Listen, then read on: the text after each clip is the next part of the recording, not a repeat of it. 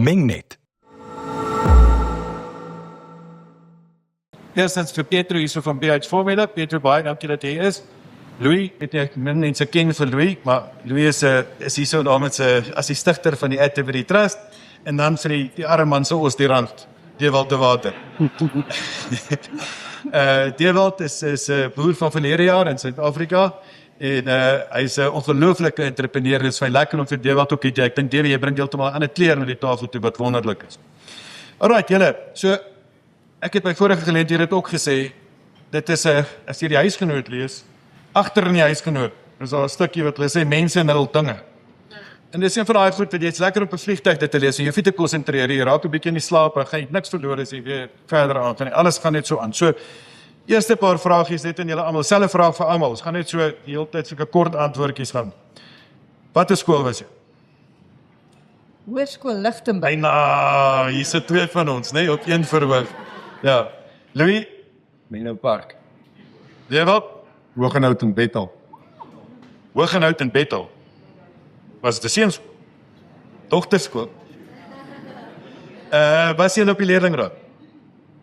Nee. Louis, Ja, Dewald? vir 'n rukkie. Ek het gesê ek bring iets anders tafel toe nee. Ja. Wat is jou beste sport gewees op skool? Verspring. Verspring. Het jy 'n rekord gehad? Ja, en my rekord is 'n maand gelede gebreek. Wow. Okay. Louis? Ja, ek het nie sport gedoen nie. Ek gaan niks sê nie. Dewald? Rugby is dit. Eerste span. Ja, so 'n bietjie rugby. Eerste span. Ja, Fantasties. Hoeveel onderskeidings het jy gehad, Dewald? Matriek. geen. Louis? 2. Pietro? 1. Okay. Alright. Wie het almal grade op die verhoog? Dewald? Louis? Ja, Pietro? Nee.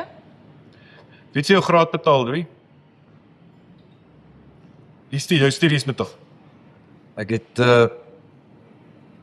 vir 3 jaar het ek verniet geswat, want my pa was met tikkies en toe is ek RAI toe en toe was ek vir myself betaal. Alright, eerste werk. Pietro? My eerste werk was in Brooklyn, naby Brooklyn Circle gewees. Wat het jy gedoen? In 'n skoonheidssalon gewerk. Glad nie op velsorg gefokus nie, Okay. maar meer op verslankingsbehandeling. Eer, ek moes jou vroeër ontmoet het. Dis van 7 in die oggend tot 9 in die aand gewerk. Okay. Hoe het jy in Pretoria gekom, by the way, van Lichtenburg? Ek het hier gestudeer. Okay. En wat het jy geswat hier? Skoonheidsterapeut? Okay. Wat is 'n diploma gewees? Ja. Okay. Louis, Ek het in staat 6 by Varsity Bakery begin werk. wat het jy gedoen? Die tol geslaan. Dewald? Ek het prakties gedoen. My eerste werk was by 'n melkboer in ons omgewing. Ja, by 'n melkery gewees. Geen ondervinding gehad nie, maar by 'n melkery ja. Wat was jou eerste salaris gewees per maand? R600. Louis? R5 die uur. En 11 jaar later, toen was het nog steeds R5. Is dit hoe lang jy daar gewerk het? Ja, van staat 6 tot deur my skool en deur my universiteit. So totdat ek getroud is, het ek daar gewerk. Pietro? So, 800 Okay. rand 'n maand. Maar het jou eerste kar, Pietro? 'n wit City Golf. En wie het hom gekoop? My pa, Okay. Louis? Ek het in staat 4 my eerste kar gekoop. Detail? Ja, ek kan nie eens onthou wat dit was nie. Ek het toe ek matriek was, toe ek al 13 karre gehad. Ja, was ek. Ek moes jou vroeër ontmoet het, ek waar sou SMD vandag gewees het. Dewald? Ja, Ou Highlands. Wie het hom betaal? Self. Alright, wat het jou pa en ma gedoen, Pietro? my pa was 'n boer en my ma huisvrou. Louis? My pa was by Tikkies 'n dosent en my ma se onderwyseres. Davie? Pa was half konstruksie, bietjie geboer en dan my ma huis terug gewees, ja. Alright, nou so 'n bietjie van 'n moeiliker vraag. Pietro, wat is jou swakste eienskap? Baie moeilik vir my, Brutally honest, né? baie moeilik vir my om te delegeer. Okay. Doei. Ek dink nie ek is bereid om te compromise nie. So ek kan vaar nie dat iets nie 100% reg is nie. Kan goed en sleg wees. Jy wat? Ek is verskriklik ongeduldig. Ek wil hê dit moet vinnig gebeur en ja, ek hou nie van uitgerekte. Dit moet as dinge gebeur moet dit vinnig goed beplan wees. Okay. Pietro, jou beste eienskap. Deursettingsvermoë. Okay. Louis? Ek dink ek hou baie van my eie mense. Met mense van my kultuur, mense van my ek het 'n sagte plek vind. Davey? Dink om met mense te werk. Miskien die beste uit mense uit te kry het. Kom nog waar. Alright, nou begin ons met die verskillende vrae vir elke individu. Davey, het jy 'n mentor gehad? En hoekom was die spesifieke persoon jou mentor? Noord ek sê nie, ja, mentor, rolmodelle. Ons het met 'n baie klein boerdery, ek wil net 'n bietjie agtergrond gee dan sê hulle verstaan my antwoord. Ek het geboer na ek het landbou geswat, diploma en ons het op daai stadium my broer het met 200 hektar geboer op die plaas waar ons nou groot geword het toe nou. En hy het so 'n bietjie groter gegaan en ek het toe daar was nie plek op die plaas nie en ek het toe nou begin by 'n melkboer 60 km van ons af. Daar begin boer en so het ons gereed en my broer bel my eendag en hy sê vir my luister, kom ons probeer saam boer. En Hoe oud was julle toe, Davey? ek was in 1999 en ek was 21. Okay, en jou broer? Hy was 2 jaar ouer as ek en hy's 23 gewees op daai stad. So hy het toe nou gesê kom ons probeer saam boer en ja, hy het bereik gesê ek kan jy nie R600 'n maand betaal. Ek het nie geld vir jou nie. En so het hy gesê as nie gaan probeer nie het dit gegaan en dit's baie eintlik waar dit begin het en hoe ons ja op mekaar gekom en ja, dit al geld gekry. Okay. Pietro, waar het jou loopbaan begin? Behalwe nou in die skoonheidssalon waar jy gewerk het, hoe het jy in 'n pH-formule hoedanigheid begin opbring? So in Suid-Afrika, dis ook nogal 'n storie. Ek langs so weet ons uit. Ja, so met my eerste werk wat ek gehad het in Brooklyn, ek dink wat ek die meeste van gehou het en wat my regtig daar laat bly het, is ek het baie van die besigheid gedeelte gehou. En dit is toe ek besef het, maar ek sal graag so besigheid wil oopmaak en my eie besigheid wil bestuur op dieselfde manier, ook gefokus op verslanking. En dit het my toe teruggevat na my dorp waar ek groot geword het, Lichtenburg. En ek het my eerste besigheid daar gaan oopmaak. Dieselfde model besigheid. Glad nie op velsorg gefokus nie. Hoekom nie? Want ek het self 'n probleemvel gehad.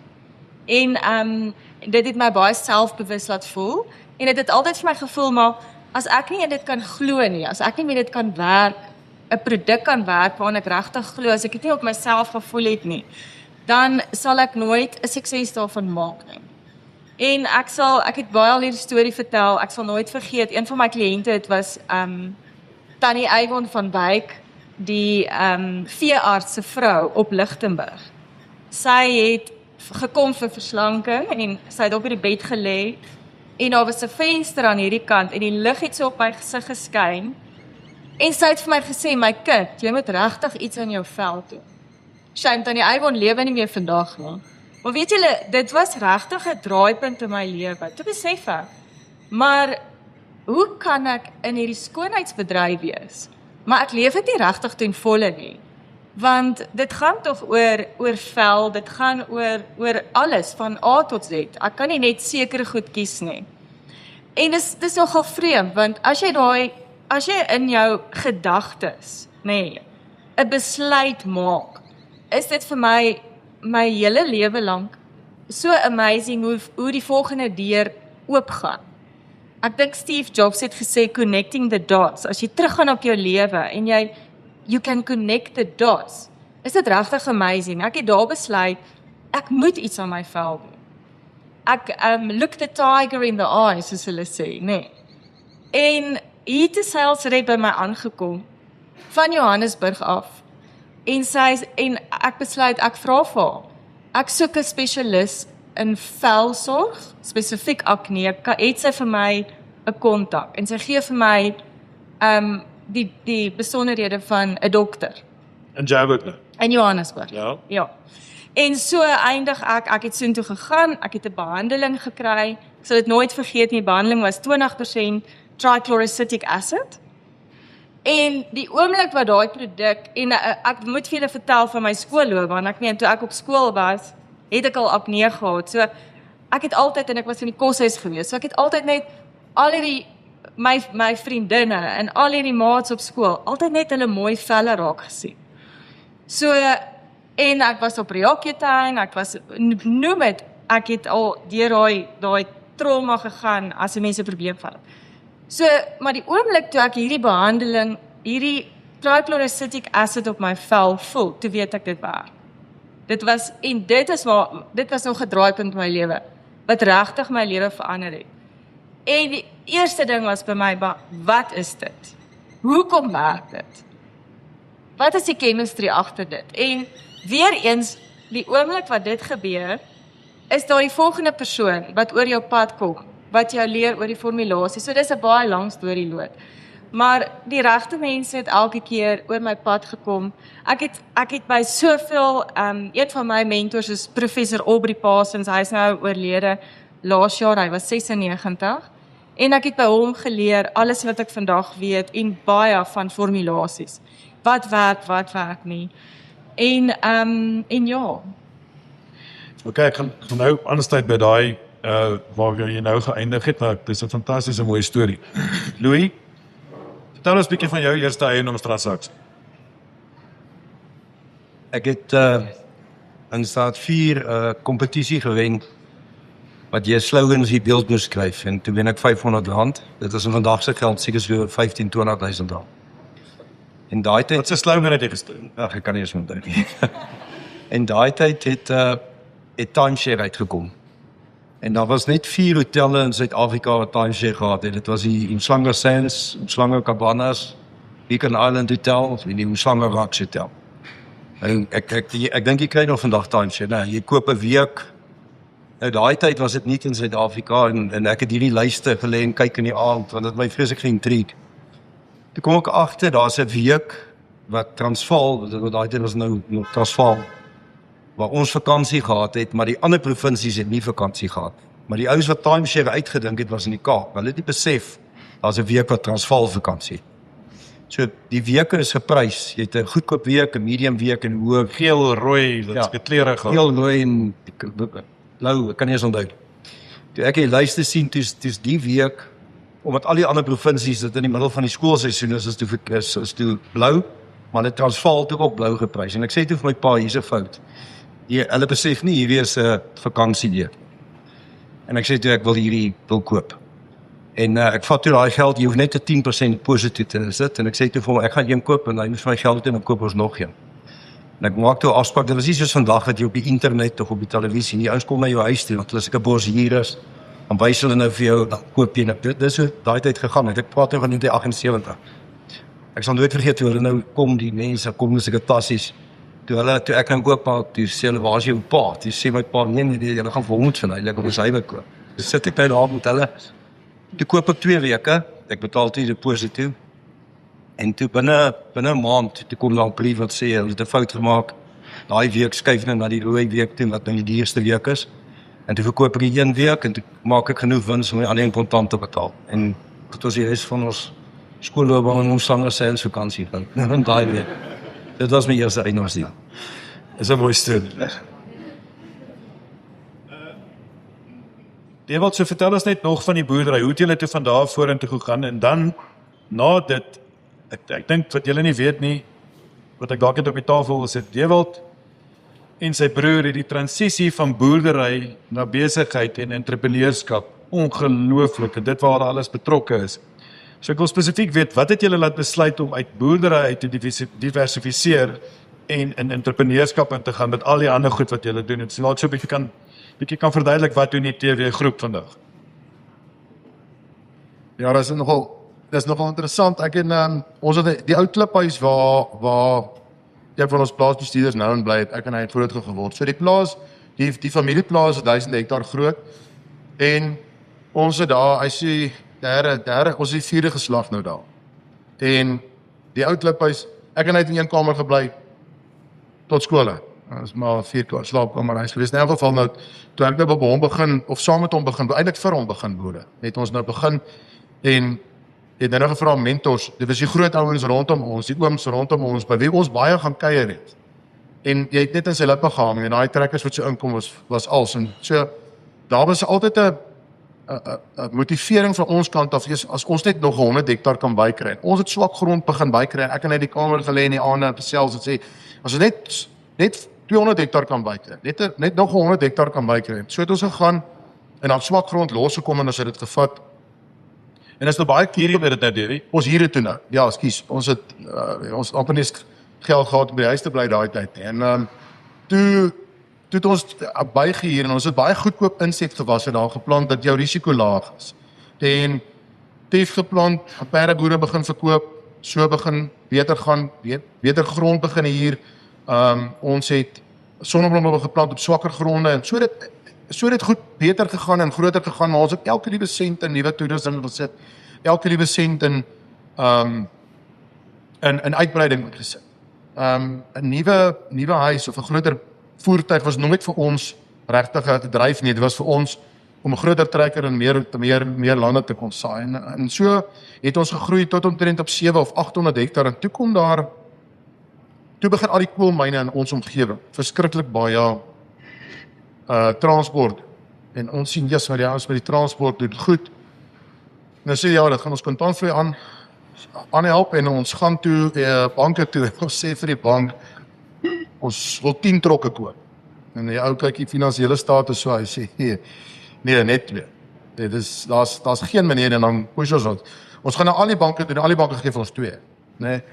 En ons het toe ons 10 trokke gekry op daai stadium. Begin met die transport, jonk. Ek dink bestuur ons was nie 100% dit nie en ons was nie 100% transport as ons kontantvloei vir 'n ruk het goed gegaan. Toe begin transport moeilik raak en transport begin 'n uitdaging raak. En so mate so my broer het toe nou met die transport begin aangaan en ek het toe maar met die landboukant aangegaan en ons het nog lande bygekry, ons het gegroei aan die ander kant. En op 'n stadium sê hy vir my, luister, hierdie transportbesigheid dit maak nie meer sin nie. En toe sê mark ook so oorvloed deur trokke dat jou tweedehands trok is niks meer werd nie. Kan hom net gaan verkoop vir wat jy op hom skuld. En ons gesien ons moet uit die koolbedryf uit. En ons het toe begin met die ouens van Roskoon op daardie stadium was die siviele kant van Eskom wat die paaie moes begin oorbou. En ons het vir hulle gesê ons vir julle roumateriale gaan supply. Ons het na die ouens toe gegaan in ons omgewing en vir hulle gesê, luister, ons kan vir julle groot afset gee as ons vir julle baie volumes vat, soek ons op beter prys. En hulle het ons gehelp daarmee en ons het begin roumateriale aan die padbouers begin voorsien en ons het toe 1 TLB gekoop en so gaan dit op 'n stadium dat dit begin eintlik baie beter gaan. Dan jy's meer beheerd en jy koop 'n kommoditeit, jy verkoop hom vir meer geld en jy weet wat sit dit in die einde van die maand daarin. In teendeel met transport op daai stadium was dit verskriklik rof geweest. En so het gekom dat daar 'n pad uitgekom het wat hulle moes steur van die paaie wat ons toe nou gehelp bou het en regmaak het materiale voorsien. En ons sê ons sal vir julle die teer voorsien. Op daai stadium was dit verskriklik groot kontrak. Ek meen dit was ek kan dit dalk 'n jaar verkeerd nie, maar dit was hierso 2004-5. Toe kom 'n teerkontrak uit om die teer te supply vir daai teerpaaie wat ons gehelp het om die materiaal aan te ry en ons gaan toe sê vir die ons sal vir julle teer supply. Ons gaan toe na een van die goeie teer vervaardigers toe asfalt en ons maak 'n deal met hulle en ons sê hulle supply. Die kontrak op daai stadium is R63 miljoen totale kontrak. En ons kry toe die kontrak. Ek sal nooit vergeet nie, hy was in Johannesburg, so 'n paar taal hier en hy sê vir my, hulle het my net gebel, die order lê op die tafel se kontrak. Jesus, maar wat 'n verligting was dit nie, want dis ongelooflike opstoot nou begin die besigheid nou in die gang kom. 3 dae daarna toe sê ons vir die teer vir ons so voorsien bankrot. Maak die bank uit. Hier sit ons met regtig met 'n ongelooflike breek in ons lewe, in ons besigheid en die geleentheid is weg. Lê in daai kamer daar en sê vir hom, "Jesus, ons kan dit nie los nie. So, ons moet 'n plan maak." Hy sê vir my, "Alright, môreoggend begin ons teerplan soek. Ons gaan teer maak." En so ry ek en hy die hele land op en af. Ons vlieg kyk hierdie kant toe. Ons kry toe een op 'n stadium in Middelburg by Kalmersdal wat al 2 jaar daar staan en hierdie ouens wou kalk droof met hom en die kalk het nooit gewerk, die dromdroër het opgepak. En ons gaan na die ou toe, so sê vir ons wil die ding koop. En ons sê, nee, is reg, maar het hom nog nie betaal nie, is die eienaars wat hom vervaardig het in Durban. Ons gaan na die oop toe, ons sê, maar ons sal hom koop, maar ons wil eers sien hoe werk hy. Nee, en ons kry toe die ding, ons het nie eens geld gehad vir 'n loubed op daai stadium nie. Ons laai op 'n lorry, maar ons seker 300 kilos gery, 50 km te vorder, want ons moes brûe misry, daai ding was so abnormaal, weet nie waar nie, ons het met die nag geskryf, al daai goed, kry hom toe in die gang, en ons begin daai teeraanleg, begin aan mekaar sit, en die oom sê, maar, okay, hy wil betaling hê, so ons kan nie betaal nie, want ons weet nie of hierdie ding gaan werk. So op die einde van die dag, toe begin hy teer maak, en ons begin met sy eie geld, wat die teermaatskap, wat die teerfabriek maak, ons kry toe 1 of 2 kundige ouetjies in die mark, en ons begin toe die teer vir supply aan die padouens. Maar dit was 'n ongelooflike, ek wil vandag sê dit was 'n dapper ding om te doen, want dit was 'n ongelooflike risiko besigheid. Dit was eintlik 'n genade dat ons so op dit was, wat daar nie foute was. Want as jy fout kry met daai mengaanleg, moet jy daai hele pad opbreek en net op jou posters om dit terug te sit. Gelukkig vir ons het dit toe nie gebeur nie. Ons het agter geraak op stadium met ons produksie en hulle toe beander gekry en die kontrak is toe nou klaar. Daai kontrak klaar is, koop ons daai plan net daar. Ons is nie teermaker ouens nie, want ons het die geleentheid gehad, ons het die kans gesien. Ons het toe daai geld gevat en ons het 'n beesboerdery begin, ons het dit so begin en intussen het my broer sy geelmasjiene meer begin maak. Hy het meer TLB's begin koop, en ons het naam begin maak by die ouens met wie ons begin werk het. In die landbou Plant hire basis, nee. plant hire en toe begin ons nou dienste ook lewer. Toe begin ons grondwerke doen, uitgrawings, terugvullings, daai tipe van goeders vir ouens begin doen en dan toe het begin agterkom dat om 'n masjien te duur te koop, die Rydwater 104 is nie 'n goeie belegging. Jy moet die werk met hom doen. En toe begin ons dit leer of nog ouens inkry wat ons leer en ons begin dit daarmee. Aan die ander kant in die boerdery, sal ek nooit vergeet, ons het so op 1200 hektar gestaan op daai stadium, toe kom maar 1000 hektar in die mark vir huur. En ons lê die kamer in hand en ek sê van gaan hy 1000 hektar vat. Weereens, dit was 'n baie gewaagd en dit het amper nie uitgewerk vir ons nie, want ons het nie die kapitaal gehad om ons implemente te groei met die uitbreiding nie. Ons het onsself verskriklik onder druk gesit om daai uitbreiding om te double up met dieselfde toerusting wat ons gehad. Ja, daar's een ding wat ons nooit nie gedoen het. Ons het nooit nie 'n ou se telefoon geantwoord as jy hom geld skuld, nie geantwoord nie, ons het hom altyd geantwoord. Dit was naar vir 'n minuut en dan verstaan ons mekaar en hy weet ons gaan nie weghardloop nie. Dit het redelik gebeur. So het ons besigheidsverhouding gebou en so het ons tot vandag toe ons moet van daai ons besigheid. As jy kontant vir die knyp, dis baie nou sê maar nie waar nie. Kom praat met my. So dit was een van die lesse wat ons geleer het op daardie stadium met uitbreiding. En ons het toe met boerdery toe groter gegaan en op 'n baie later stadium in die boerdery, ja, en intussen het ons 'n baksteenfabriek begin om aan te vul by die werke wat ons begin doen het. Hoe meer as jy 'n bouprojek aanpak, ons het uitgrawings gedoen vir die ouens, dan was ons van site af en dit was ons deel gewees daarvan. Maar die fondasie was nie moeilik nie en ons kon dit doen. En so het ons by dit betrokke begin raak. En so het ons by die bakstene begin dit betrokke raak. So ons kon naderhand vir die ou amper 'n hele as Engelse woord kan turnkey kon begin gee. En so het ons ware toegevoeg by ons bakstene. Ons het begin ware toegevoeg by die geelmasjiene wat ons gehad het. Aan die boerderykant het ons op 'n stadium het ons die eerste van die uitbreidings was die mengaanleg, die kunsmis mengaanleg wat ons gehad. Die geelkant het so gegroei dat ons het Sasol begin siviele werk doen het en grondverskuiving werk daar begin doen het. En my broer kom eendag by die huis en sê vir my, luister, Sasol kunsmis gaan toemaak. Sasol kunsmis het die hele land kunsmis voorsien, maar hulle maak net een rouproduk en dis die stikstof en dis KN. Hulle moes die res van die roumateriale moes inkoop en hulle het net gesê dit werk nie vir hulle nie. Die feit is te min, hulle gaan stop. Ons het toe gehoor daarvan, ons geweet daar gaan 'n gaping in die mark kom, daar gaan in daai gedeelte van ons, die bedieningsarea daar, met Sasol weg, val daar 'n groot geleentheid. En ons het daar 'n kunsmisaanleg begin bou, sonder dat ons weet wie ons kliënte gaan wees, sonder dat ons geweet hy moet hier kom. Ons het geweet ons is op die regte plek. Strategies was daai plek waar ons op gebou het, die regte plek. En toe ons begin bou het ek begin vennote soek en ek het begin bel en vra, luister, wie wil hier versprei? En ons bitter vinnig het die woord geloop en bitter vinnig het die ouens ons begin nader en sê, maar ons wil in die bedieningsarea wees. Ons het ook gesien dat ek wou nie betrokke raak by die roumateriale nie, want die roumateriale fluktueer verskriklik baie. Daar is 'n jong man wat my nou kom sien het deurgee en hy sal self weet hoe werk hierdie bedryf as jy nie in daai mark is en baie daarmee werk, jy verloor jy verskriklik vinnig geld. En ons gesê ons is bereid om daai risiko te vat nie. Ons wil 'n diens lewer vir hierdie maatskappy wat by ons sy roumateriale kom neersit. So my risiko is minder, maar ek kry hom toe as 'n vernoot dat hy my gebruik om sy produk vir hom aan mekaar te sit. En so het ons baie vinnig traksie in die mark gekry met die feit dat daar 'n geleentheid was, daar was 'n gaping in die mark en ons kon daai insit. En dis nou 12 jaar later en ek moet sê dit was regtig een van die besighede wat by ons bitter goed gedoen het. Maar dit was weer eens 'n risikobestuur. Toe begin ons met risiko werk. Toe begin jy werk met 'n besigheid wat jy verstaan wat dit risiko is. Die vorige besighede het gedoen het gut feel uit en dit moet werk. Wat ek is onder 30, as jy moet oorbegin, is daar nog tyd. Dit was maar die redenasie. En ek dink dit was seker nie die slimste nie, maar dit was al maniere ons self kon motiveer op daai stadium. Te sê, hoor ek, ons gaan voluit daarvoor.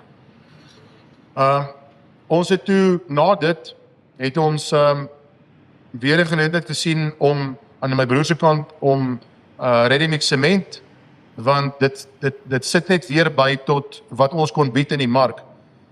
Ons het ook naderhand begin sien, nêrens waar ons nie 'n roumateriaal self kan vervaardig, of self 'n aandeel het in die ketting van 'n vervaardigingsproses. As ek nie die mielie kan produseer wat die pap maak nie, wil ek nie die pap maak nie.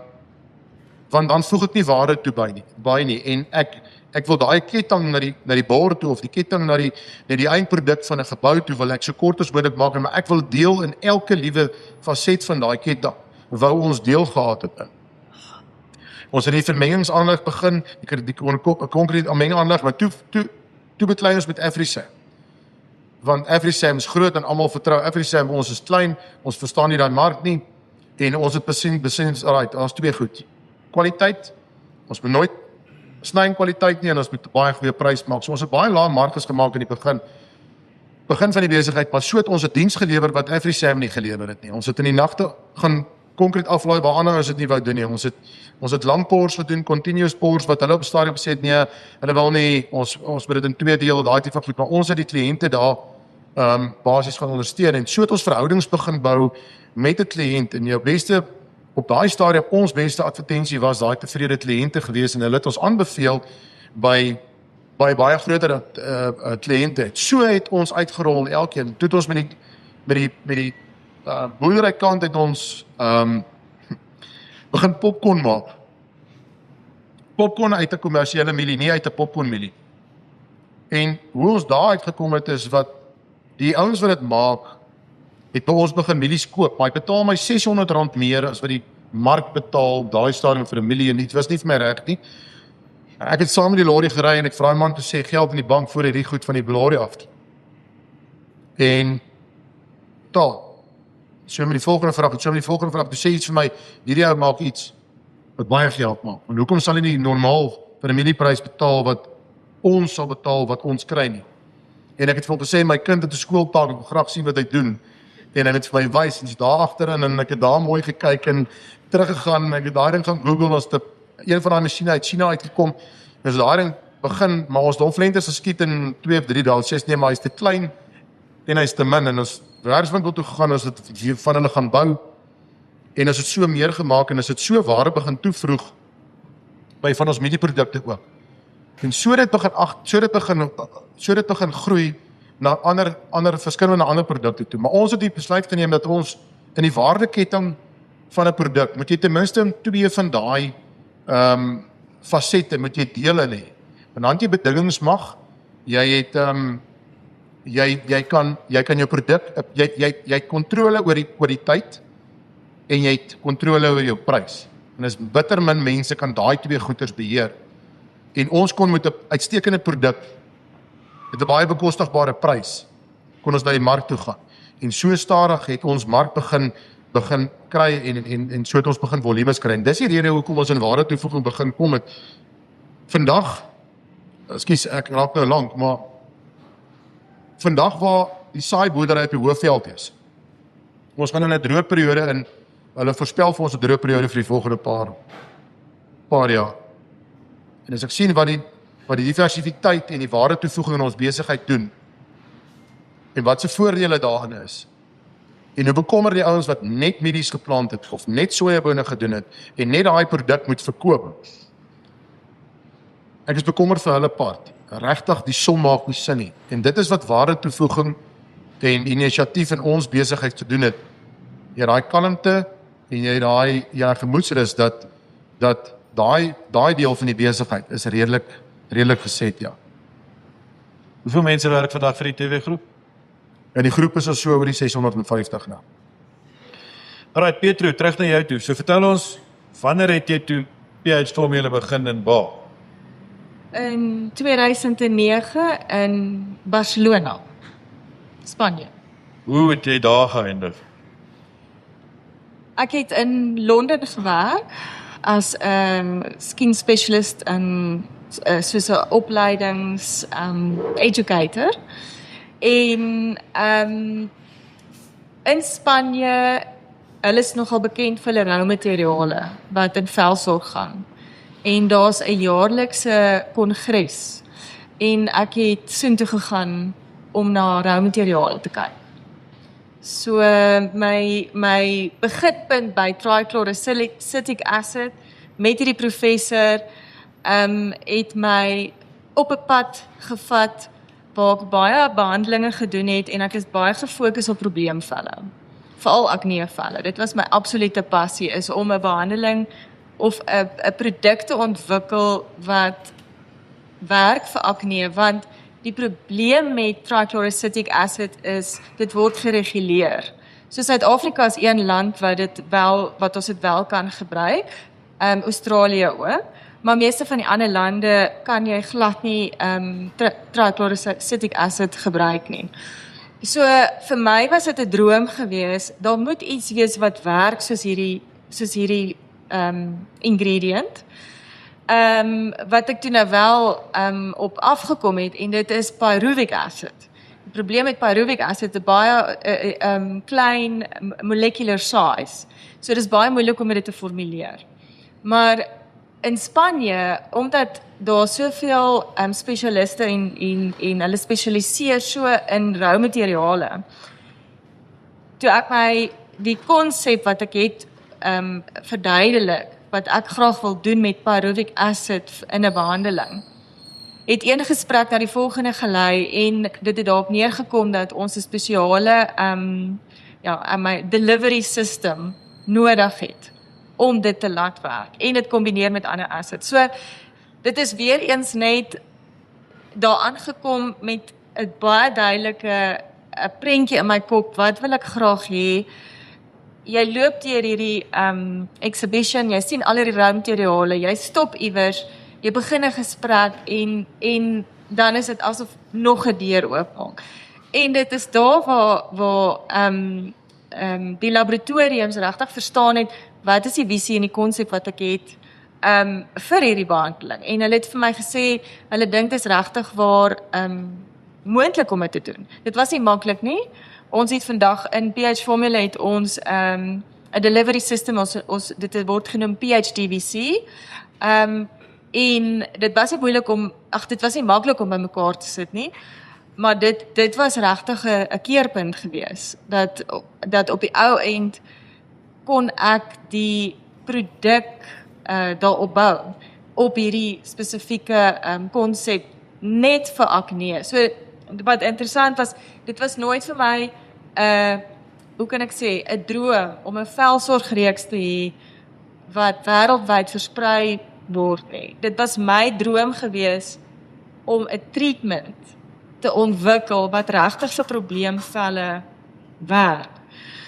En net op daai klein op daai punte gefokus het gemaak dat die brand regtig vir baie loyalty gekry het in die sin van mense het resultate gesien. Die eerste mense wat ons behandel het gepraat.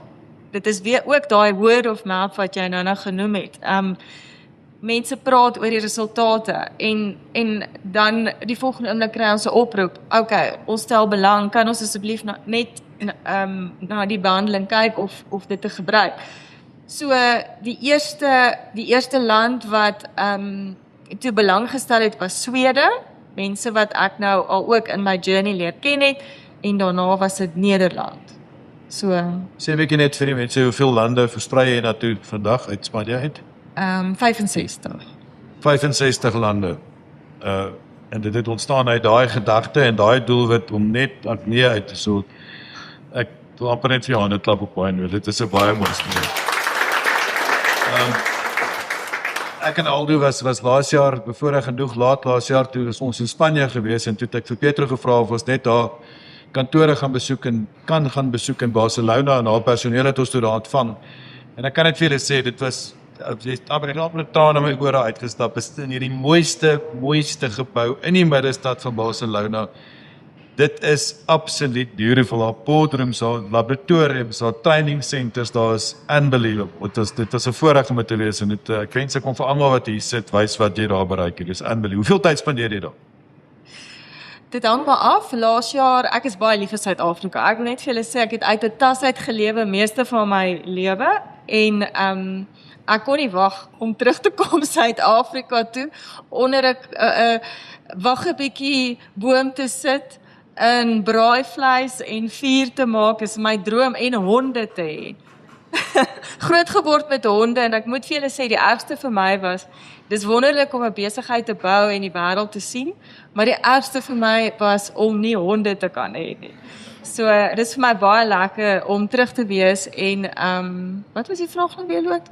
Hoeveel tyd spandeer jy nog? Hoeveel tyd spandeer ek? Laas jaar was dit so 6 maande, hierdie jaar is dit hopelik minder as dit. Louis, ek dink terug na jou toe. Vertel ons bietjie eerstens, ek dink ja, jy het nou nog min gesê en ons wil baie graag hoor wat jy te sê het. Hoe het jy Atterbury begin en ek dink van daar af as jy dit vir ons kan eers verduidelik en dan tweedens, hoekom het julle Atterbury Europa toe gevat en Oos-Europa toe spesifiek? Ja, so Atterbury het in 1994 begin. Ek dink die eerste 6 jaar was ek op my eie gewees. Saam met Fransjo van Niekerk, maar hy het 'n IT company gehad. En ek dink een van die redes hoekom Atterbury of hoekom, en dit is nou meer 'n persoonlike ding, daai eerste 6 jaar werk, die ou sal dit nou nie glo nie, maar ek het die boeke gedoen, die state opgestel, die verhuuring gedoen, die projekbestuur gedoen. So ek het in daai 6 jaar redelik alles van die eiendomsbedryf gelees. Jy weet daai wat hulle sê jy 10,000 ure sonder vinding nodig, maar dit vat 10,000 ure. Dis absoluut nie waar.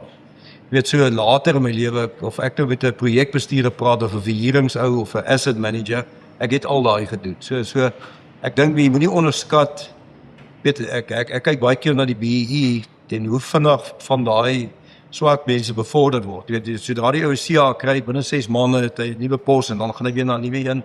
en binne 2-3 jaar was hy F10. Hy het nooit die kans gekry om te leer, weet, en ek dink dis die grootste probleem. Jy moet ergens gaan sit op jou agterhand en jy moet die werk doen om te verstaan wat daar aangaan. As jy dit nie verstaan nie, en ek sê baie keer vir jong mense, moet nie te vinnig te haastig wees nie, want jy moet daar ondervinding opbou. Want as jy nie daar ondervinding opbou nie, gaan jy nie eendag 'n vreeslike suksesvolle ou wees nie, want ouens gaan kring om jou kan doop, want hulle het die ondervinding. So Atterbury het in 94 begin, tot 2000 was ek op my eie gewees, en toe het ek begin mense aanstel.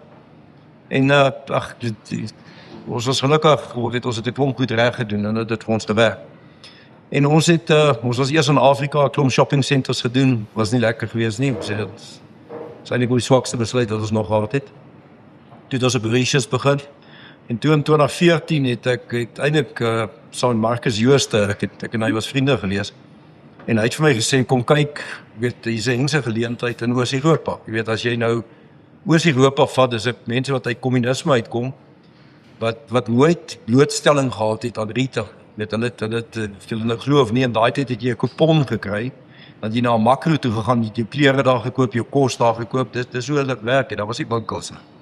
En toe die kommunisme tot 'n einde kom, dis daar ewe skielik hierdie geleentheid van 'n klomp mense wat hoogs opgelei is, wat wil koop, en daar is niks nie. En dis eintlik waar die geleentheid in Oos-Europa met winkelsentrums begin het. En dit tot vandag, as jy in Oos-Europa rondloop, ons kompetisie is ander Suid-Afrikaners, weet hulle, want ons verstaan retail, ons verstaan winkelsentrums, dis ons wat daai Wes-Europa is glad nie op uitplaas. Weet jy nie, ek dink die laaste ding miskien wat ek oor Europa wil sê, Clem Chanter is onlangs dood, en hy het eintlik 'n baie goeie ding gesê. So 10 jaar terug het hulle gevra oor Afrikaners, en hoekom is hulle so suksesvol, en hy het eintlik 'n baie mooi ding gesê.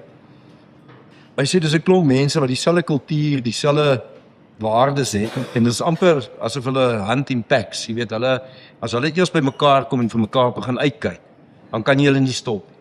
Weet, en ek het dit gesien in Europa, ons span in Europa is doodgewone Afrikaanse ouens wat van Pretoria afkom, en hulle run Atterbury Europe. Jy kan nie glo hoe hulle by mekaar staan en wat hulle vermag daar. En dis iets wat ek dink ek sien dit in die Jode, maar daar's baie min nasies wat so by mekaar staan. Ek vat altyd Pretoria as 'n voorbeeld. As enigiemand in Pretoria goed doen, weet, as Vaan hulle by WeBuyCars goed doen, die hele Pretoria is bly. Weet, en as Vaan stap, almal wil met hom praat en almal wil met hom gesels. Die ouens is nie afgunstig op mekaar nie. Weet, dit is lekker om te hoor hierdie ou het 'n sukses gemaak, daai ou het 'n sukses gemaak. Daar's baie ander groepe mense, ander kulture wat afgunstig is. Jy weet, die Australiërs byvoorbeeld, jy kan nie bekostig daar om suksesvol te wees nie, want die ander is afgunstig op jou en probeer jou aftrek. Dis iets wat ek dink spesifiek die Afrikaners. Ek praat nie eers van Suid-Afrika nie, spesifiek die Afrikaners. Dis iets wat hulle reg kry om by mekaar te staan, bly te wees vir mekaar, nie afgunstig. En ek dink dit is wat Atterbury sterk maak. Ek weet, ons is een kultuur, ons is een tipe mens wat daar werk, en ek dink dis die rede vir Atterbury se sukses, ook in Europa. So dat bietjie in konteks net, hoe groot is Atterbury Europe nou vandag? En wat sê, die vierkante meters, of ek weet nie, hoe kan nou dit probeer beskryf? Ons het 9 winkelsentrums daar, wat die grootste een is groter as Mall of Africa, en die kleinste een is sê maar soos Garden Route Mall, maar in waarde is dit seker so, dit is so omtrent 15, wel, ons aandeel is 15 biljoen. So as jy nou die vernoot, ons besit gewoonlik 50% Atterbury Europe, so dis omtrent 30 biljoen rand portefeulje wat hierdie 10 winkelsentrums is. So Atterbury Europe is groter as wat Atterbury Suid-Afrika is. Ons het om in 2014 begin, maar obviously omdat dit in euros is, en met ons vernote, daar is dit 'n baie groter besigheid as wat ons in Suid-Afrika het.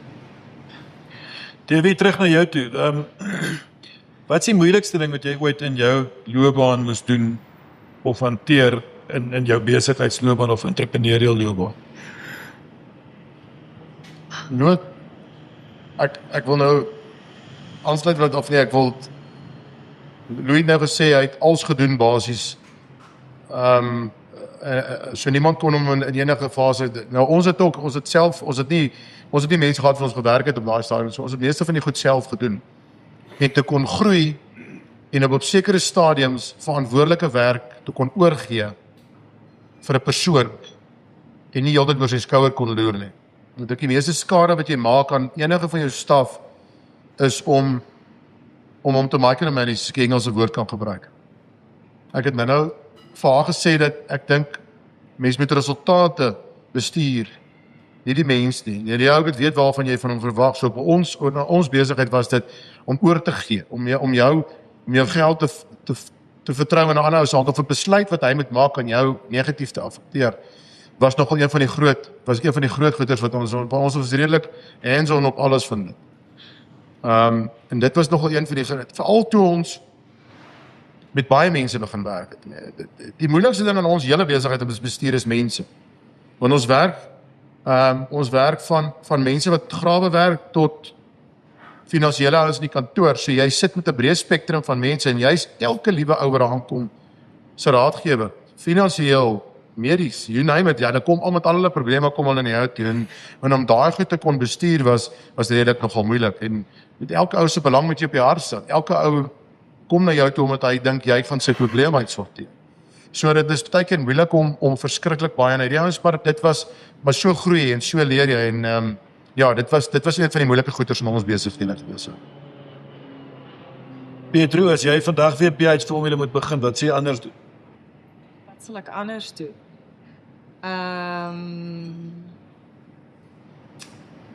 Wat sal ek anders doen? Sy sou vroeër by ons kantoor gehuur het. Ja, dit is 'n goeie een. Ja, ek dink so. Dis nogal ek so lankal met Atterbury kom praat het. Dit is 'n moeilike een vir my. Ek dink nie ek het al ooit daai vraag gehad nie en wat sal ek anders doen? Was daar ek dink niks nie? Ek gaan nou vanaand wakker lê oor hierdie vraag. Jy kan dit op môre gaan podcast sê. ek vir jou môre 10:01 bel en vir jou sê ek sou dit anders gedoen het. Dit klink nou of ons alles perfek doen, maar dis definitief nie so nie, hoor. Mens leer elke dag leer 'n mens iets nuut.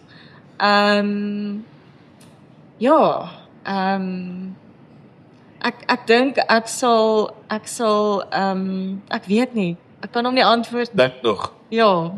Louis, as daar een ding is wat jy graag nog sal wil bereik in jou loopbaan, wat sal dit wees? Ja, ek dink elke ontwikkeling wat ons doen, wil ons hê die mense wat na die tyd sê, ja, dis nice ontwikkeling. Net as jy in die village rondloop waar die ouens sê, daar's nie nog 'n plek in Suid-Afrika wat soos die village is nie. As ons 'n Mall of Africa bou vir Castle Gate, so ek dink nie daar's een ding wat ek wil bereik nie, maar elke ding wat ek wil doen, wil ek hê die mense van daai tyd sê, ja, maar dis ongelooflik nice. So ek dink daar's die heeltyd iets wat ons wil bereik en daai iets is om net 'n stappie beter as die ou langs jou toe is. Ek sê altyd vir ons, almal dink altyd jy moet met 'n nuwe idee op. Jy hoef nie met 'n nuwe idee te kom nie. Jy kan 'n bestaande idee doen hom net beter. Meeste Dewald, hulle doen niks anders as wat ander mense doen nie, hulle doen dit net beter. Pietro sê miskien ek verstaan nou nie alles wat sy sê nie, want ek het gelukkig nie al nie gehad nie. Maar ek is seker wat sy ook al doen sy net beter. So ek dink dis wat Atterbury probeer anders doen. Ons probeer wat ons doen beter doen as die ander mense. En of dit nou 'n gebou is en of dit ontwikkeling is en of dit wat ook al is, die mense moet na die tyd sê, ja, maar hulle plek is net 'n bietjie nicer. Weet as dit is vir my altyd lekker as ons byvoorbeeld kompeteer vir nuwe kantore, weet op 'n tender, dan sal ek altyd vir jou sê, bel nie mense wat by Atterbury hier en hoor by hulle hoe is die maatskappy. Weet, moenie die mooiste gebou kies nie. Kies die gebou wat as jou aircon nie werk nie, hoe vinnig los jy jou probleem op. En dit is wat ek sê wat ons anders doen as ander maatskappye. Ons sort goeders beter uit, ons ontwikkel goed beter as ander mense. So as jy my vra wat wil ek nog bereik, elke liewe ding wat ons doen, moet net beter wees as die ander. Dan sê ek nie. Davie, wat is die volgende 10 jaar vir die DW groep? Waar gaan julle uitbrou? Wat is jou volgende planne? Dis nooit nie, ek weet nie. Ek dink ons het net 'n bietjie perspektief gee daar so 'n bietjie verandering in ons besigheid kom 3 jaar terug. Is my broer skielik oorlede en daar het ewe skielik die hele besigheid op my deur gekom en dit was nogal 'n moeilike tyd want hy het baie vir die bestuur gedoen daarvan. So ek het daar besef dat die hele besigheid moet nie om een nou draai nie. Die hele besigheid moet nie 'n kingpin hê nie. So ons het mense begin aanstel nou in koste sodat hulle kan die besigheid moet kan floreer of kan aangaan sonder jou daar. Jy moet die visie hê en jy moet die leiding kan vat. So ek dink ons het nou 'n besigheid, ons het 2 jaar terug 'n besigheid opgemaak wat kelvoed verkoop aan boere en dit was vir my verskriklik lekker en die besigheid groei baie mooi, dit was 'n nuwe konsep wat ons begin het en dit vat nogal mooi pos en ons het mense het by ons van die Kaap af ons begin koop en het gesien, hoekom sal 'n ou uit die Kaap uitry hiernatoe? En ons het 'n grond nou in die Kaap gekoop en ons het daar groter gemaak. So daai besigheid sal ek nogal graag wil 'n footprint in die land wil gee en daai brand oral in die land wil vestig. So dis nog 'n ding waarna ons kyk en ja, ek dink dis nogal. Maar dan 'n laaste vraag van julle al drie. Dankie Dewie. Voor ek die vloer oopmaak, wat se advies sal julle een ding as jy vir die jong mense iets kan sê, elkeen van julle, wat se advies sal jy vir hulle wil gee op hierdie ouderdom van hulle lewe? Begin sommer by jou, Piet. Ek sal sê as ek terugdink toe ek jonk was en my eerste werk byvoorbeeld, die lang ure, daar's baie wat 'n mens doen wat jy nie van hou nie. Dit is en baie keer dink jy, miskien moet ek nie hierdie doen nie, maar alles wat jy doen, of jy nou daarvan hou of nie, hoe moeilik dit ook al is 'n leerskool en 'n mens leer iets daaruit. En dis baie interessant, maar selfs vandag in my besigheid pas ek nog steeds alles toe wat ek daai tyd geleer het. Al die moeilike fases in my lewe wat regtig wat mens dink, miskien is dit net makliker om in 'n ander rigting in te gaan. Maar jy sal verbaas wees, alles wat regtig moeilik is, hoe waardevol dit later in jou lewe is. En hoeveel betekenis het dit in jou sukses later in jou lewe. So daai deursettingsvermoë dink ek vir jong mense is baie baie belangrik. Louis? Ek dink twee goed. Ek dink die een is seker 95% van die deals wat ek doen is met mense wat ek ken. En ek dink jy moet nie onderskat hoe belangrik is dit om my netwerk op te bou nie. Jy weet, ek het van kleintyd af 'n netwerk van mense opgebou wat jou trust, met wie jy werk, wat jy daai wat ek nou van gepraat het. En ek dink as ek nou raad kan gee, jy moet nou al die mense om jou identifiseer wat eendag daai netwerk gaan wees. Wat jy nie eendag op jou eie is. Weet, want dis hoe jy eendag gaan vooruitkom. Mense wat mekaar ken, wat mekaar vertrou, wat saam met mekaar werk, wat geleenthede vir mekaar gee. En ek dink dit is wat Mengnet opdoen, is om daai tipe netwerke te bou. Ek dink dis die een ding. En ek dink die Afrikaners is verskriklik goed daarmee. Weet ons, daar is min van ons is in die land, ons staan by mekaar. En ek dink moenie dit onderskat nie. Weet, so dis die een ding. En dan die tweede een, en dan almal is nie entrepreneurs nie. Weet, baie mense is professionele mense. Dis net so belangrik. Moenie dink jy moet 'n entrepreneur wees om suksesvol te wees. Jy weet, jy het nou gesê Werner Luther wat een van die beste advokate. Hy is nie 'n entrepreneur nie, maar hy is ongelooflik goed as advokaat. Jy kry ouditeure, jy kry ingenieurs. So jy moet eers besluit is jy entrepreneur of is jy 'n professionele. Maar maak nie saak wat die een van die twee is nie. Jy moet sorg dat jy ongelooflik goed wees met dit. Weet, en dan as jy die aan die entrepreneur kant is, dan die enigste advies is dan nie bang wees nie. Jy weet, toe ons Fletch begin het saam met Konrad Fleischer, weet hy vir 5 jaar vir my gesê hy gaan op sy eie gaan. Ek was baie so gatvol toe sê ek vir Konrad, maar gaan op jou eie.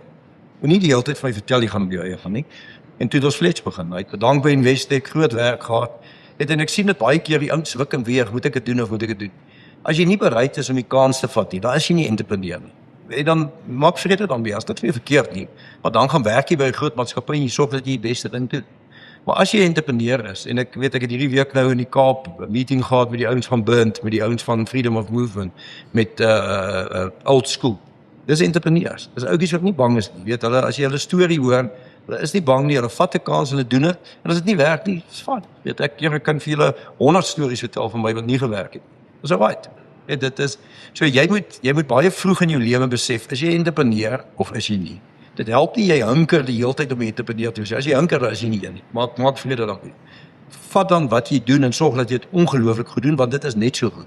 Weet die dokters wat daar agter sit, Japie, dit is van die beste dokters in die land. Hulle is ongelooflik suksesvol, hulle maak baie geld en dis 100%. Maar dan is daar jeugd. Dis 'n voorbeeld van 'n ouetjie wat 'n entrepreneur is. Dit is weer heeltemal anders. Maar dit is verskillende persoonlikhede en jy moet baie vinnig besef wat is jy? As jy die entrepreneur is, moet dan nie bang wees om 'n kans te vat nie. En as jy nie in is nie, maak vrede daarmee en sorg dat jy die beste leier is. Almal kan nie entrepreneurs wees. Davey? Ja, ek wil by Louis hier aansluit. Ek het 'n gesprek ruk terug by ou gehad. Al ons geelmasjiene, ons het 'n redelike groot werkswinkel opgesit. So ons werkswinkel doen al ons herstelwerk en so aan. En baie keer kom hy by jou en sê, maar hy kan nie hier bly vir die res van sy lewe nie. Hy kan nie 'n welder bly vir die res van sy lewe nie. Sê ek vir jou, kom nie.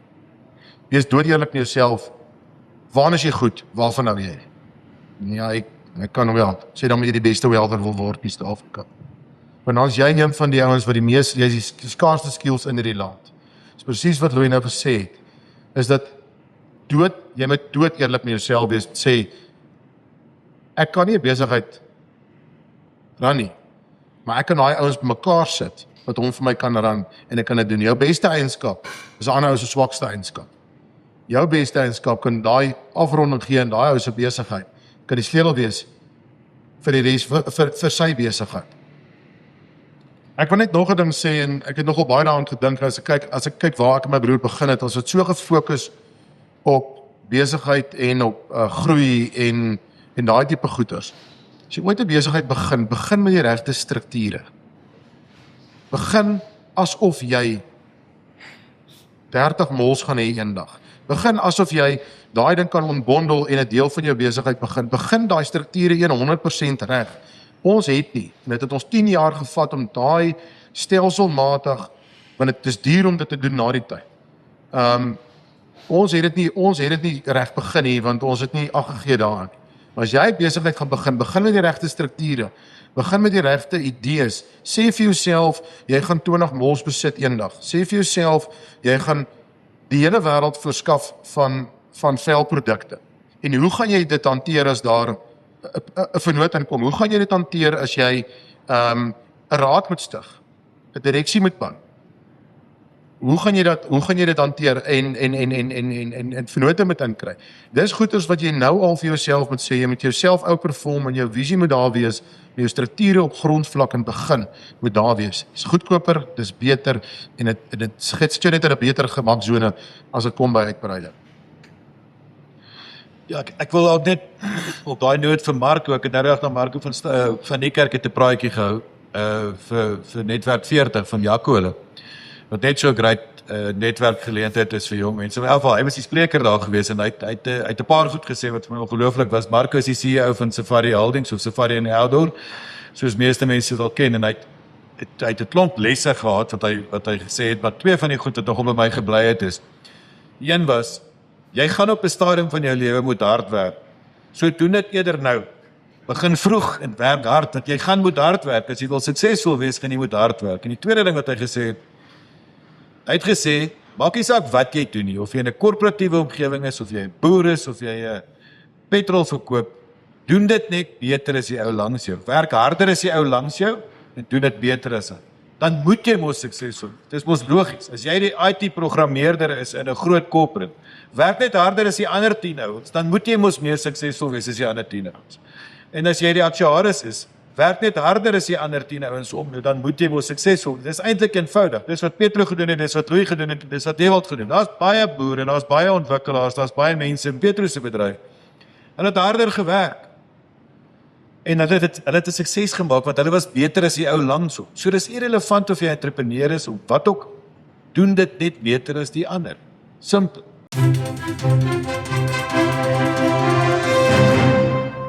Mengnet